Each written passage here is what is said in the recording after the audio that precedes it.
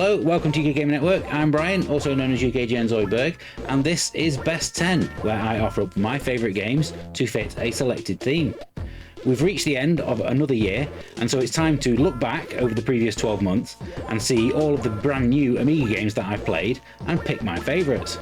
I haven't been able to play everything, so there are obviously going to be some omissions from this list, so please do not consider this a definitive list in any way. Most notably, I've not been able to get my copy of The Settlers 2 to work, despite a lot of effort, so that won't actually be included. Of the 10 games that are included though, I'll try and include a link in the video description to each one, so that you can download or buy them for yourself, if you so desire. This is just the start of our year-end celebration here at UK Gaming Network, and starting from the 20th of December, we will be launching our annual Game Awards and announcing all of the nominees for each category, with our Game of the Year then being chosen on the 31st itself. If you have played any of the games that I'm about to showcase, please do let me know what you think of them in the comments. Also remember, this countdown is merely my own opinion, and I really hope you enjoy it. So let's start by seeing what's at number 10.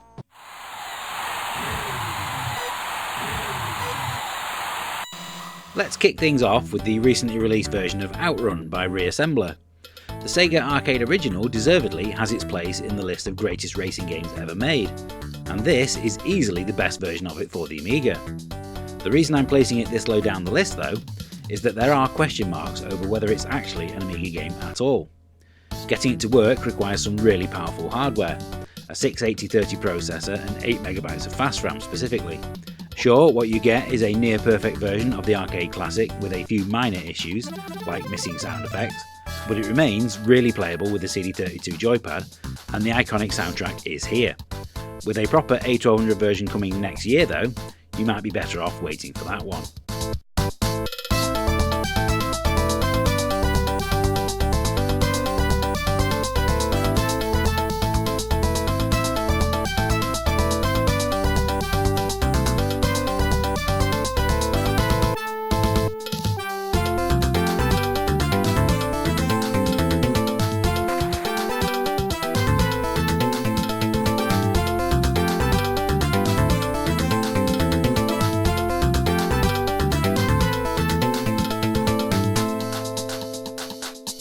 Checkpoint.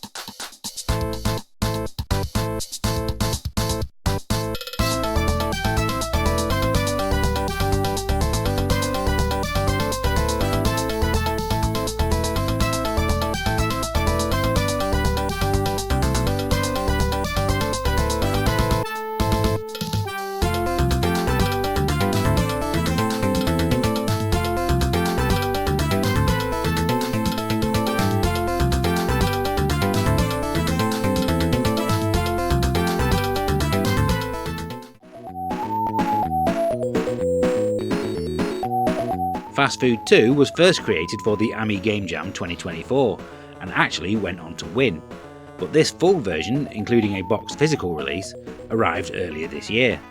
And if you're not familiar with the original Fast Food, it was one of those games where Codemasters took the character of Dizzy and plonked him into a completely different style of game. This time it was a Pac-Man clone. Created using the Scorpion engine, this sequel is classic arcade gameplay as you run around each single screen maze collecting pieces of food and avoiding the enemies. There are 25 levels in total and 3 difficulty levels to try out. I definitely prefer it to the original game, as I think that opening out the mazes has made the gameplay much more enjoyable overall.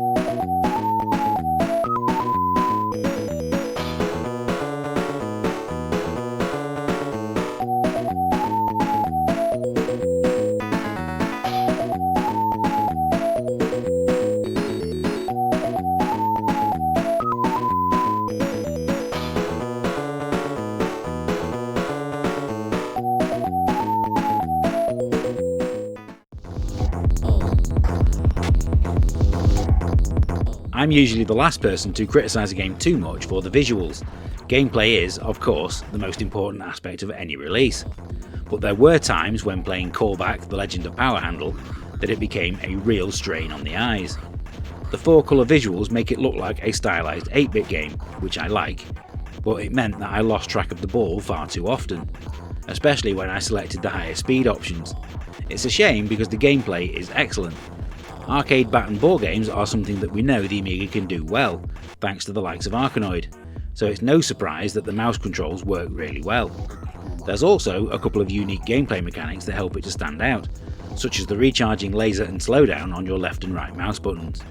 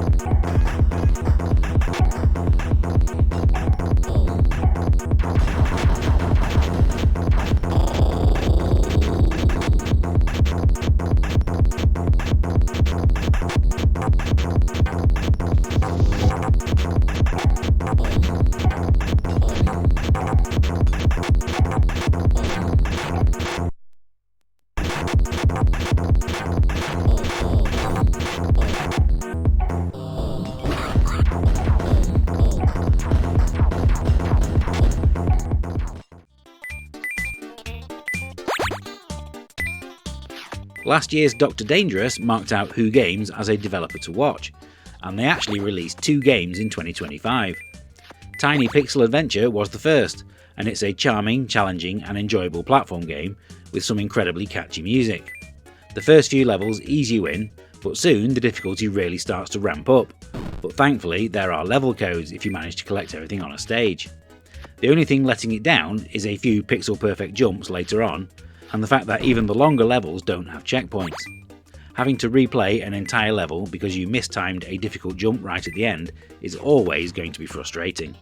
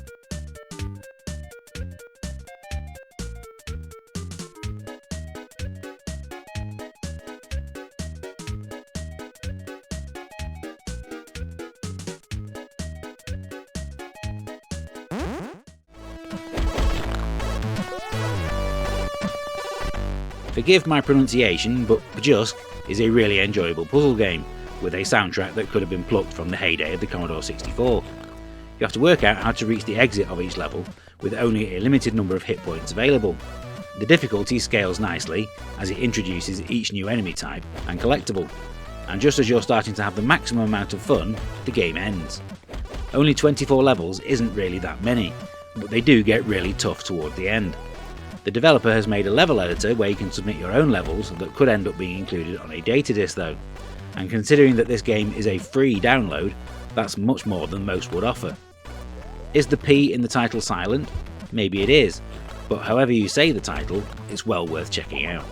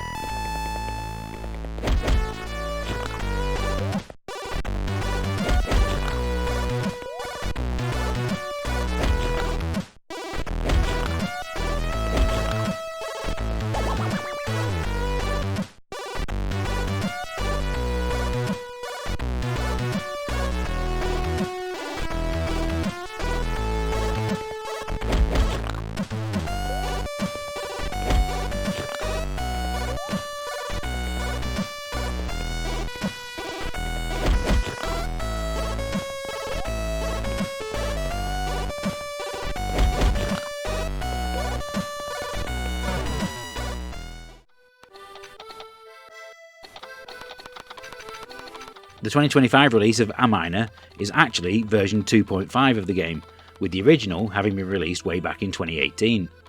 The original was very rough around the edges though, and I didn't really like it.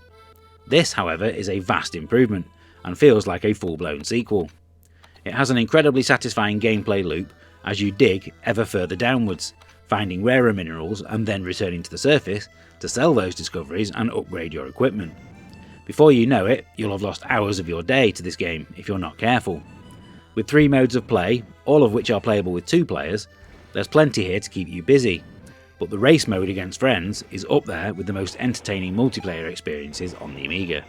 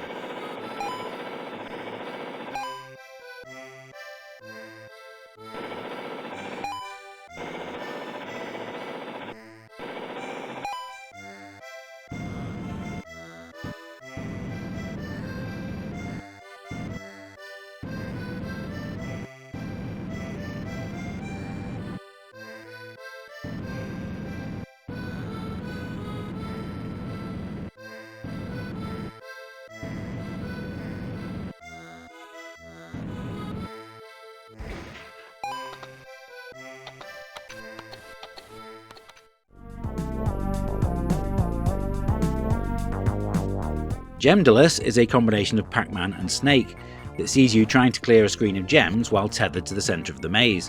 It's reminiscent of an old C64 game called Oil's Well, itself based on a forgotten 1982 arcade game called Anteater, although I think that this game is far more enjoyable than either of those.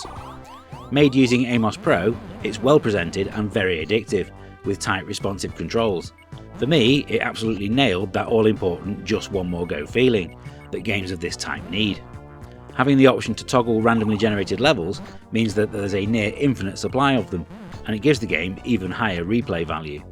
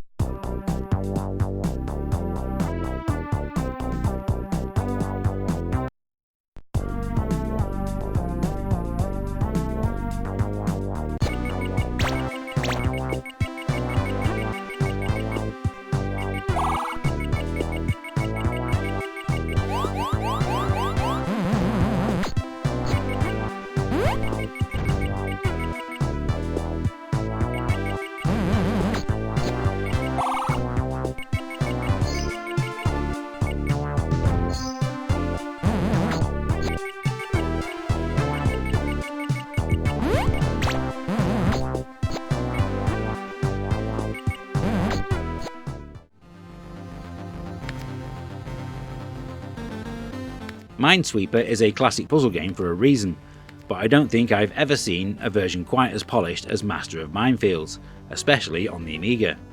There are literally hundreds of levels, as there are 9 different game modes to play through, all of which offer a slightly different challenge, so it's going to keep you busy for a long time. Then there's the split screen 2-player versus mode, that I could see becoming one of those games that I would return to over and over again for years. For just $7.99 this is an absolute bargain, as you get both A500 and A1200 versions, as well as a CD32 ISO.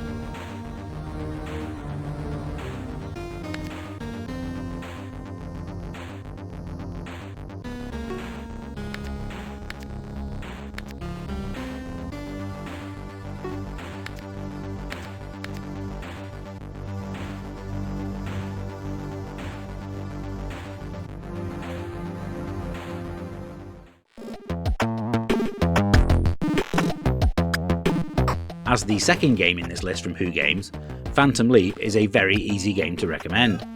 People often complain that there are too many platform games on the Amiga, but I don't think that they would if more of them were as good as this one. I found it to be a really enjoyable game packed with secrets, and trying to work out how to access certain areas of the levels was an extremely satisfying challenge.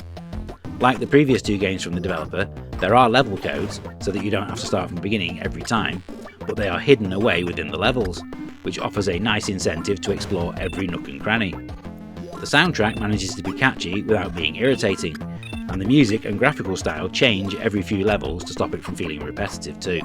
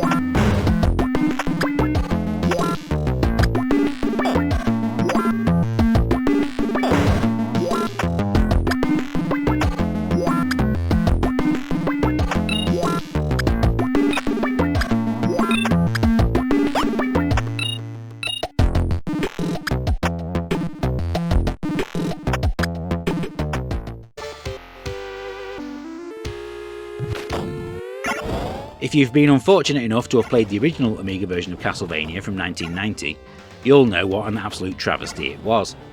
Thankfully, I'm pleased to report that we now have a version of Konami's classic that we can be proud of, courtesy of Dante Retro Dev. Available for all AGA systems, including a CD32 version with an excellent intro, this is everything a Castlevania fan would want it to be. It looks excellent, with graphics that are based more on modern entries in the series, hence why it's only for AGA.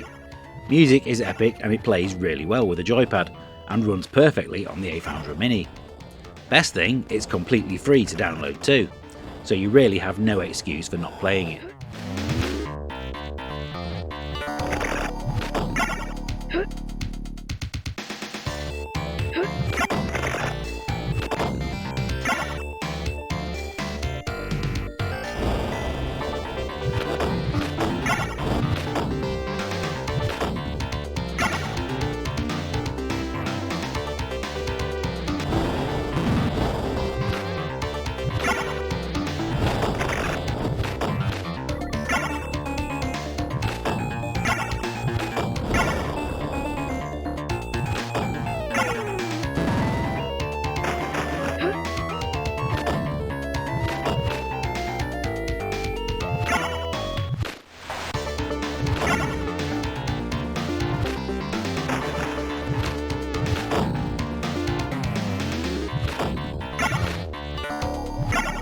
That's it for the final Best 10 video of 2025. I hope you've enjoyed it, and I've given you insight into some games that you'd like to play. The next episode in this series will be in January, and we will see a return to looking at the various Amiga publishers. Until then, we have all our UKGN Awards nominees and winners coming for you over the Christmas period, so I hope you can come back and watch those. Make sure to like and subscribe if you have enjoyed this video. If you fancy watching our videos earlier than anybody else, check out the VIP membership offer in the video description. All previous episodes in this series can be found in a playlist if you've missed any. Thank you very much for watching us throughout the year, and until next time, happy retro gaming everybody. Bye for now.